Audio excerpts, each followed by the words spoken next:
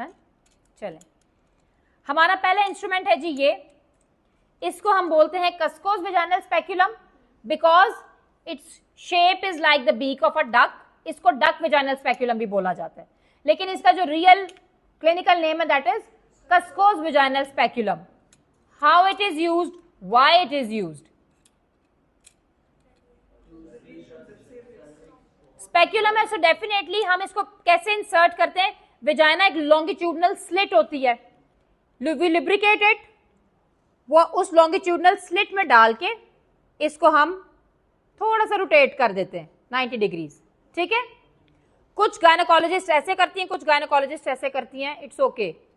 All you need to do is कि आपने anterior और पोस्टीरियर विजाइनल वॉल, चूंकि विजाइना कोलैप्स्ड होती है ना, it's not dilated all the time, आपने उसको ओपन करने के लिए आप इस तरह ये स्टायर को घुमाते जाते हैं, ये इसका पेच है, तो आगे से ब्लेड खुलते जाएंगे।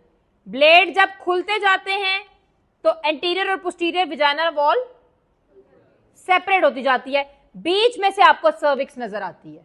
ओके, ये आप क्यों यूज करते हैं? टू सी द सर्विक्स, ठीक है, सर्वाइकल डायलेटेशन देखने के लिए। To take high vaginal swab, अगर आपने स्वाब लेना है। To rule out PV leaking, leaking वाला पेशेंट जो आपके पास आता है, हम फौरन से उसकी पेल्विक एग्जामिनेशन नहीं करते, क्योंकि अगर मेम्ब्रेन्स रप्चर हो गई हैं और पेशेंट लेबर में नहीं है और आप एक अपना अनस्टर्ल हैंड अंदर डाल रहे हैं, तो आप कोरियम यूनाइटिस इंड्यूस करा सकते हैं। तो आप एक स्टेराइल कस्कोस वेजाइनल स्पेक्यूलम देख के और फिर हम इसके पोस्टीरियर ब्लेड के ऊपर देखते हैं कि कितना पूल हुआ है लाइकर। समझ आ गई? To rule out vaginal leaking, ठीक है। सैंपल लेने के लिए to take high vaginal swab या फिर पैप स्मीयर। जब आपने पैप स्मीयर लेना है, आपने लिक्विड बेस्ड साइटोलॉजी लेनी है, उसमें भी आपने जिस प्रोसीजर में आपने इंटीरियर पोस्टीरियर वेजाइनल वॉल को सेपरेट करना है, उसमें आप कस्कोस वेजाइनल स्पेक्यूलम यूज करेंगे, CUSCO और आगे apostrophe S। कस्कोस vaginal speculum, कस्कोस vaginal speculum की एक ही कॉन्ट्राइंडिकेशन है, if the hymen is intact. अगर पेशेंट अनमैरिड है, छोटी बच्ची है, चाहे वो वेजाइनल डिस्चार्ज के साथ आई है, आप उसकी हाइमेन इंटैक्ट है, आप अंदर कस्कोस वेजाइनल स्पेक्यूलम डाल के कि मैं HVS लेने लगा हूं, high vaginal swab, you can't do that. Okay, अब सेकंड है फोर्सेप्स। ये आप लोगों के लिए सिर्फ इतना, आप लोग इनको आउटलेट फोर्सेप्स के नाम से याद करेंगे। क्या याद करेंगे? और आप लोगों को आउटलेट फोर्सेप्स ही आएंगे। आप लोगों को रोटेशनल, मिड कैविटी, गुलियन बार, कोई फलाने चमकाने, वो कीलैंड, कुछ लिखने की सिम्पसन्स, कुछ नहीं लिखना। आपने इसको क्या लिखना है? Outlet forceps.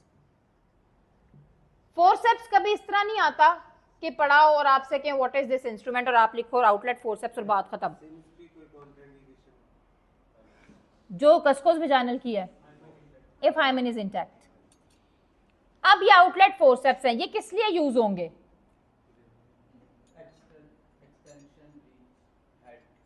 हेड की डिलीवरी के लिए बेसिकली। अगर हेड स्टक है और बाहर नहीं आ रहा, मैटरनल एफर्ट से, पुश से, पुल से, आप लोग फोर्सेप्स लगा के उसको पुल कर सकते हैं।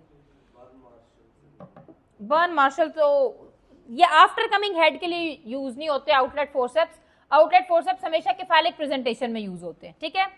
फोर्सेप्स के बेटा 3 पार्ट होते हैं, ठीक है। एक तो इसके 2 ब्लेड्स होते हैं, एक राइट ब्लेड होता है, एक लेफ्ट ब्लेड होता है, ये एक दूसरे के ऊपर स्लाइड करके लॉक होते हैं, ठीक है। और हमेशा जब भी हम इंसर्ट करते हैं, हम हमेशा पहले लेफ्ट ब्लेड इंसर्ट करते हैं, ठीक है। इसके पार्ट्स याद करें। ये क्या है? Handle, this is called the handle. ये आगे प्रोजेक्शन क्या है? लॉक। ये लॉक है जिसके ऊपर ये स्लाइड करके इकट्ठा लॉक हो जाता है, ठीक है। ये क्या है? Shank, this is called the shank. ये क्या है? ब्लेड, शाबाश, ये कहलाता है ब्लेड। ब्लेड का ये वाला हिस्सा जो कर्व्ड है, ये चूंकि टुवर्ड्स द बेबी होता है, इसको हम बोलते हैं केफेलिक कर्व। क्या बोलते हैं? इसने बच्चे के सर के साथ लगना है, ये वाला चूंकि मदर की पेल्विस के साथ लगा है, इसको क्या बोलते हैं? Pelvic curve.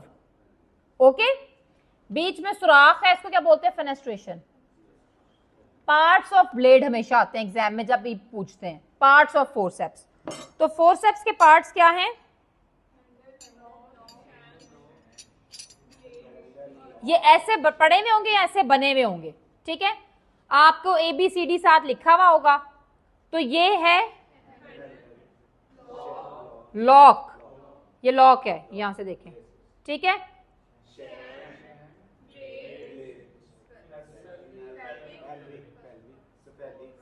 केफेलिक कर्व, फेनेस्ट्रेशन, ठीक है? इंडिकेशन क्या है?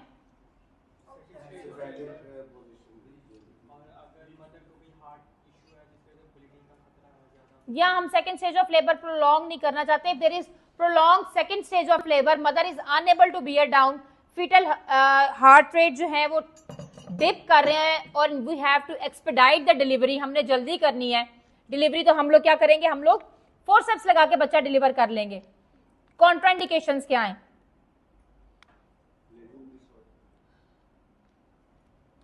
इंस्ट्रूमेंटल डिलीवरी के हमेशा प्री रिक्विजिट्स और कॉन्ट्राइंडिकेशंस पूछी जाती हैं। प्री रिक्विजिट्स होती है कि कौन सी चीजें पूरी होनी जरूरी हैं, पहले वो चीजें याद रखो, ठीक है?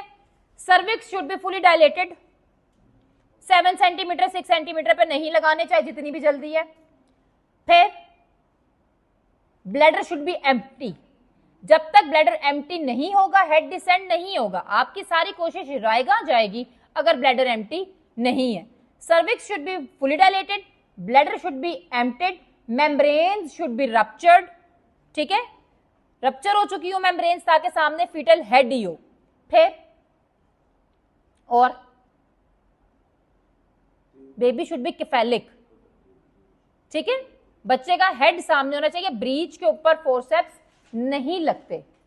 समझ आ गई? फिर adequate uterine contractions, uterine contraction adequate नहीं है, ऑक्सीटोसिन जा नहीं रही, आप लोग नीचे से ट्रॉमेटिक इंजरी करवा रहे हो फोर्सेप्स लगा लगा के, so there is no fun in doing that. So you have to fulfil few prerequisites before applying forceps. Clear? Contraindications, अब इन्हीं को कॉन्ट्राइंडिकेशंस बनाओ।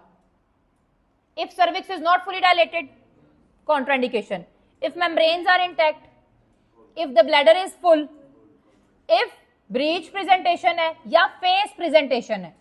फेस प्रेजेंटेशन में भी जितना मर्जी प्रोलॉन्ग लेबर हो, ना फोर्सेप लगता है ना वैक्यूम लगता है, ठीक है? बाज औकात हम सिजेरियन सेक्शन में भी difficult delivery of the head हो रही हो तो हम फोर्सेप्स लगा के बेबी डिलीवर करा लेते हैं।